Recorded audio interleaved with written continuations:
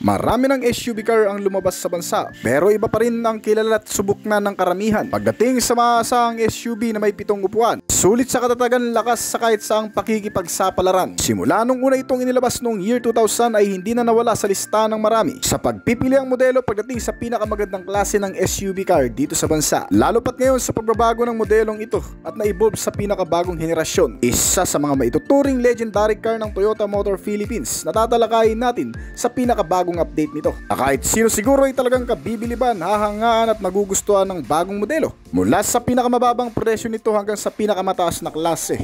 Pero bago yun, syempre kung bago ka lamang po dito sa aking channel, baka naman kaibigan po din mo rin yung subscribe button pati na ang notification bell para naman ma-update kita palagi sa mga video na gagawin ko pa. Alright, simulan na natin to!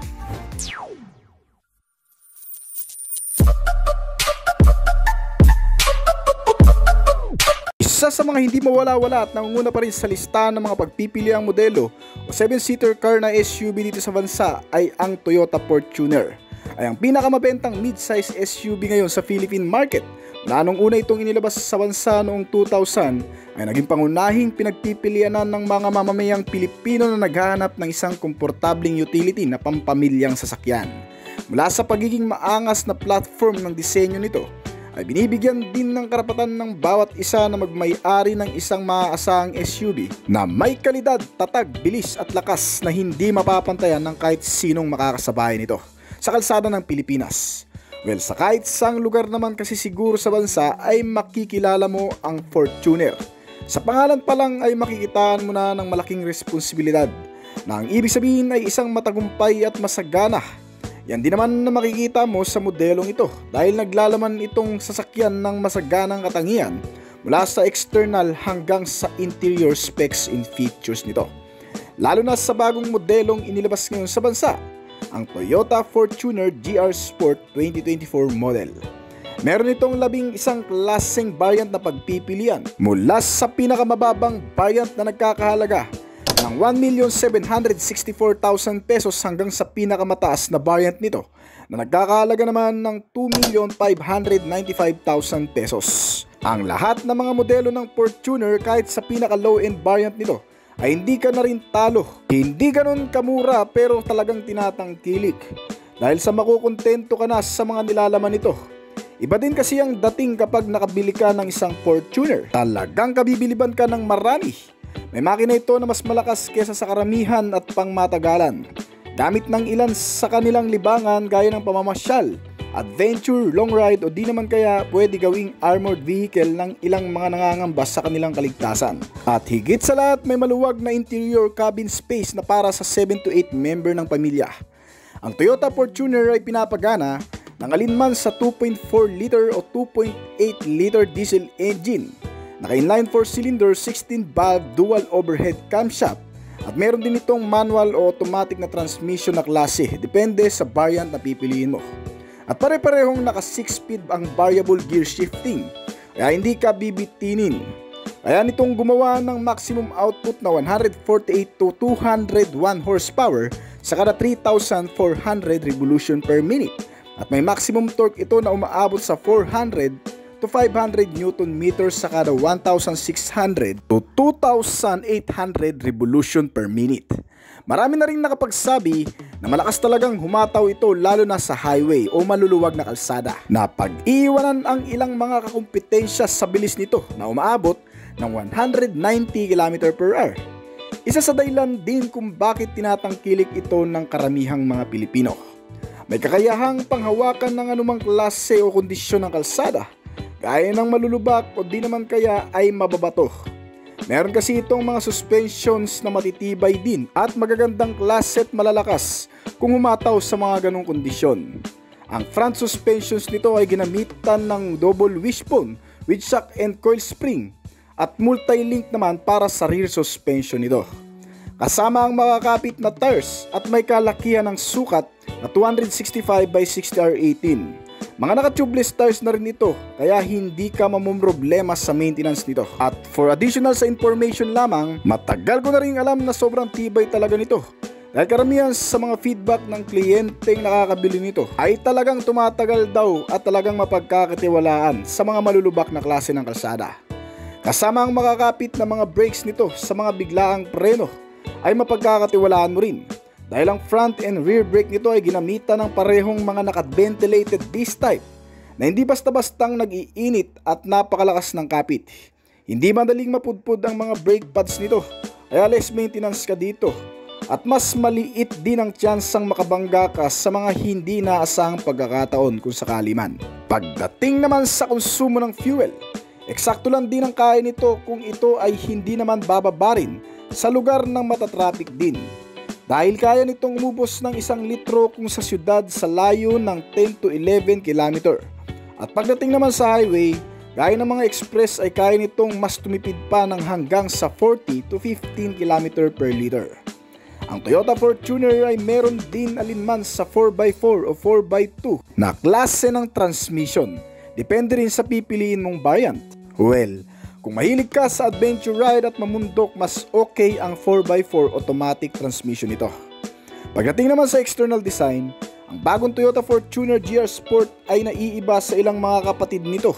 Ito kasi ang nagdadala ngayon sa pinakabagong update ng disenyo sa external nito o tinatawag na Toyota Gazoo Racing at parang Toyota Racing Development o tinatawag namang TRD ng marami. Ito ay hango sa Toyota GR Supra na isinasalang sa Toyota Motorsport Division. Ang Toyota Fortuner, pati sa ibang mga bagay ay lamang na lamang din ito ng kaunti gaya ng kakaibang LED headlamp na mas pinanipis, parehong naka-honeycomb design na upper and lower radiator grille nito at mga coated black garnish slash sa front face kasama ang ilan sa mga nakakulay itim na bahagi nitong modelo. Gaya ng fender arc o fender cladding sa 4 na mga gulong nito. Black roof panel na nagbibigay dito ng unique identity at sporty looking. Pero hindi naman masyadong nalalayo ang itsura ng rear portion nito sa ibang mga variant. Ang mga ilaw nito ay kagaya lang din ng ibang Fortuner variant, mga naka-LED type na kasama ang tail lamp.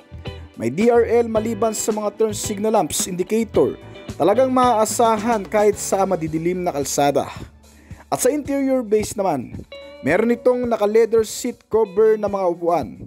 Komportabling upuan nito at auto-adjustable sa second row seats. May center armrest na kasama at may mga bottle and cup holder na rin for additional convenient nito. Meron din itong mga USB port outlet at accessories power outlet socket na po pwedeng saksakan ng mga gadget appliances habang ikaw ay naghihintay sa mahabang biyahe. Marami rin itong bulsa mula sa harap at likod sa bawat gilid ng mga pintuan na makikita mo dito. At meron na ring wireless charging system para sa mas convenient na pagcha-charge ng iyong gadget. Maganda rin ang aircon system nitong Toyota Fortuner dahil meron itong tinatawag na auto climate control system. Kasama ang mga aircon blower ventilator na labasan ng mga hangin, pati sa likuran ay meron na rin. Kaya malamig at malamig na rin talaga ang singaw ng aircon system nito. At sa malalayong biyahe, merong mga sistema na magagamit mo rin sa pagmamaneho nito nang sa ganun ay hindi nakakangalay sa paa, lalo na kung malayuan ang biyahe. Meron na kasi itong tinatawag na cruise control system at adaptive cruise control system para ma-maintain ng ligtas na distansya sa mga makakasabayan natin at ma-maintain din ang tamang bilis ng sasakyan kahit na hindi ka nakatapak sa accelerator pedal at kusa rin itong aandar sa top speed na nakalaan. At bukod pa dyan, sinamahan din ito ng ABS o anti-lock braking system na nagpiprevent ng pagkaskid o pagkadulas ng mga gulong nito sa oras na ito ay bigla mong maipipreno sa mga hindi naasang pagkakataon gaya ng emergency braking. May kasamang brake assist na sumusuporta din sa pinakamalakas na brake na nagagawa nito sa oras ng emergency braking. Meron din itong EVD o tinatawag na electronic brake distributor, isang automobile brake technology na pangkaragdagan sa brake system ng sasakyan na tumutulong din na maisaayos ang paggamit ng brake procedure sa kahit anong kondisyon ng kalsada. Ito man ay maidaan sa malulubak, mababato, pataas o di naman kaya ay sa mga biglaang pakurbada. At kung may karga-karga itong sasakyan na mabibigat, kapag bigla mong may preno ay susuportahan niya ng electronic brake distributor para mas mapalakas ang kapit. Bukod pa sa mga safety features ng brake, nilagyan din ito ng mga bagong sistemang pangkaligtasan upang mas maprotektahan ang lahat ng mga occupants o mga pasahero nito sa anumang klaseng kolisyon, disgrasya na magaganap sa gitna ng kalsada. Kabilang dito ang ADAS o tinatawag na Advanced Driving Assistance System. Ang primary focus ng sistemang ito ay upang maiwasan ang pagkabangga ng sasakyan sa pamamagitan ng mga features na nakapaloob dito, gaya ng lane departure warning na nagbibigay alerto sa drivers sa mga pagpapalit ng linya o direksyon nitong sasakyan. At may isang blind spot monitoring din para sa mga biglaang sumusulpot sa mga pakurbada o sa mga intersection na lugar. Meron din itong rear cross traffic alert na para naman safety features sa pagpapatras nitong sasakyan. Halimbawa na lang sa parkingan na biglang may mga dumaraang sasakyan sa likuran na hindi natin nakikita. Automatic itong hihinto para hindi matrasan ang mga paparating na sasakyan sa likuran natin. Nilagyan din ito ng downhill assist control system para maiwasan ang bilis ng pagpapatakbo sa mga pababang kalsada o pababa ng bundok. Pinipigilan ng pagkadaos-dos ng sasakyan sa ganong sitwasyon. At ang kapareha naman nito ay ang tinatawag na hill start assist. Ay meron din itong sasakyan para naman sa mga pahon, para kung sakaling hihinto naman sa mga pataas na kalsada ay automatic namang mag-a-apply din ng brake para hindi dumaos-dos pababa ng bundok kahit hindi ka nakatapak sa brake pedal nito. Nilagyan din ito ng vehicle stability control system na nagpapanatili ng magandang stable ng pagmamaniobra sa kahit saang lugar man, gaya ng mabubundok, mababato, mga lupain, napakaraming humps at mga biglaang mga pakurbada ay may babalanse pa rin ng maayos ang pagmamaniobra sa pamamagitan nitong vehicle stability control system. Kompleto din ito sa parking assistant features gaya ng front and rear parking sensor with rear camera at may 360 camera din para makita ang buong paligid ng sasakyan habang tayo ay nagmamaniobra. Mas maganda itong gamitin lalo na sa masisikip na lugar para maiwasang makasagi o masagi ng iba pang mga sasakyan o debris na nakakalat sa kalsada. Sinamahan din ito ng engine check warning system, front and side impact beams, may mga crash sensor sa bawat gilid, child safety locks, child seat mounts, marami rin itong mga airbags mula sa driver's side at passenger. May mga curtain airbags, side airbags para sa iba pang mga pasahero na nakasakay dito. Meron din itong knee airbag at ang lahat ng mga upuan ay may mga seat belt na rin for additional safety features mga kaibigan. At bukod pa dyan, nilagyan din ito ng traction control system para kahit idaan natin sa mapuputik, mga basa o malulubak na kalsada gaya ng vehicle stability ay ma-maintain pa rin ang maayos na maneuverability sa kahit saang kondisyon man. Bukod sa mga safety features na inilagay dito, ito ay nilagyan din ng security features para naman hindi basta-bastang makarnap o manakaw ng kahit na sino. Meron itong central locking at power door lock na nagpapatibay sa pagkasara ng pinto, lalo na kung nakalock na ito. Hindi basta-bastang mabubukas kahit gamitan pa ng mga tools na pagpapabukas ng mga pintuan. Meron din itong engine immobilizer system upang hindi naman basta-bastang mapagana kahit gamitan ng mga electrical procedure. At kasama rin ang anti-theft alarm na mag-a-alarm naman o tutunog kapag nasagi o nagalaw ito. At sinamahan din ng anti-theft device para mas madaling matrace kung saan man ito dadalhin ng magnanakaw at magkakarnap nito. Itong Toyota Fortuner ay may fuel tank capacity na 80 liters. Kaya malayo-layong biyahe talaga ang mararating mo gamit ang modelong ito. Meron itong 7 upuan o kaya hanggang sa 8 seaters kung hindi naman kayo ganong kalakihan. Ang kabuuang lapad nito ay nasa 185.5 cm. May taas ito na 183.5 cm at kabuuang haba na 479.5 cm. Ang mga wheelbase size naman ito ay nasa 274.5 cm at pwede pang mas mapalakihan ang gulong nito kung gugustuhin.